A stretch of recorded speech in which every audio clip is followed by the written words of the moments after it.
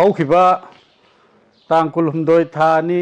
2026 ꯀꯤ ꯑꯩꯈꯣꯏ ꯅꯨꯃꯤꯗꯥꯡꯒꯤ ꯄꯨꯡ 7 ꯇꯥꯕ ꯑꯗꯨꯋꯥꯏꯗ RK Production ꯀꯧꯕ ꯑꯩꯈꯣꯏꯒꯤ ꯁꯣꯁꯤꯌꯦꯜ ꯃꯤꯗꯤꯌꯥꯒꯤ ꯏꯆꯤꯜ ꯏꯅꯥꯎꯁꯤꯡꯅ ꯑꯩꯒꯤ ꯃꯊꯛꯇ ꯍꯥꯟꯅ 2022ꯒꯤꯗ ꯉꯁꯤꯗꯒꯤ ꯆꯍꯤ 4ꯔꯣꯝꯒꯤ ꯃꯃꯥꯡꯗ ꯊꯣꯛꯈꯤꯕ ꯑꯩꯈꯣꯏ ꯑꯦꯝꯕꯨꯂꯦꯟꯁꯀꯤ ꯊꯧꯗꯣꯛ ꯑꯃꯒꯤ ꯃꯇꯥꯡꯗ ꯁꯤꯕꯤꯔꯛꯈꯤꯕ ꯏꯔꯥꯟꯁꯤꯡꯒꯤ ꯃꯇꯥꯡꯗ ꯃꯤꯌꯥꯝꯒꯤ ꯄꯕ꯭ꯂꯤꯛꯀꯤ ꯀ꯭ꯂꯕ ꯑꯃꯗꯤ ꯑꯣꯔꯒꯅꯥꯏꯖꯦꯁꯟ ꯃꯌꯥꯝꯒꯤ ꯃꯃꯥꯡꯗ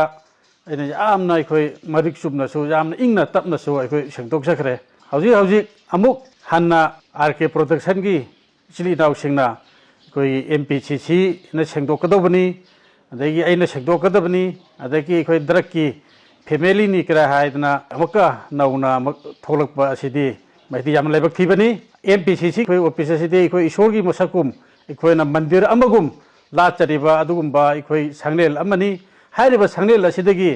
इकोइ मतमदुगी एम्बुलेंस की दरकार लेबदगी केंद्रदुगी दरकार लेबदगी हाइरिदबो इकोइ गाड़ी असि एम्बुलेंस असि लमथान खिबनी हाइरिबा एम्बुलेंस असिदी इकोइ सिगी मतांगदा जो अइ सेंदोकजखरे हाइरिबा कोविड की मतमदुदा अदुकि मतिक वबगाइदा कक्सिंगदा ये केंद्रगी लैरिबा प्रजा मयांगबी अदुमेना मतेंग पांखिबनी कोविड से कोई 2022 ददी लोयरखबे मतुंगदगी हाइरिबा एम्बुलेंस असि अदुम अखोइ आइगसु थोदो लापनखरे याम कोविड की मतमदबुदी होय नंगनरमी यामना दो कोविड की मसीदगी मतमदगी लापनखरिबा सि अखोइ लैरिबा केंद्रगी प्रजा सिंगना अना एक लापदा दुम गुवाहाटी द पुथोक पुजिन तवरगा मोहिगी ड्राइवर की मदि कोई गाड़ी दुगी थाव लांग खरा हनबीरा खोपीरगा दुम सिनरगा दुम लैबनी अदना हाइरिबा थौदोकसिदा तसेंगना MPCC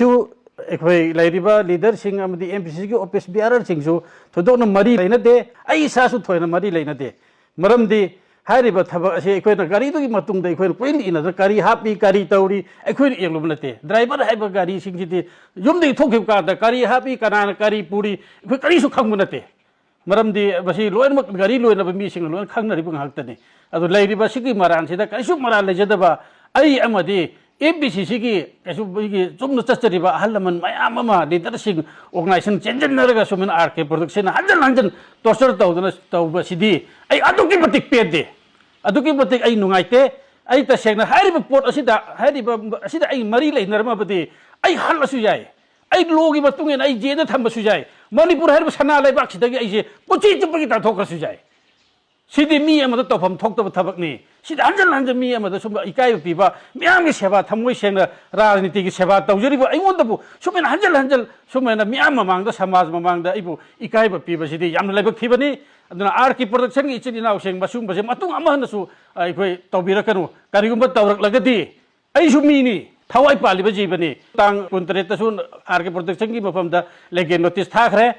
करिगुम्बा मसिदा अइना लालम लेरबा अइना करिगुम पोट लेस मरी लेनरबा अइ ईश्वरदसु वसक्चरी RK Production नते ईश्वरगी मथक ईश्वरदसु विचार तौबिसुनो हारिबा थबा अइना करिगुम मरी लेनरबा अइना करिगुम जौरम ईश्वरदसु एंगु दंडी पिसुनो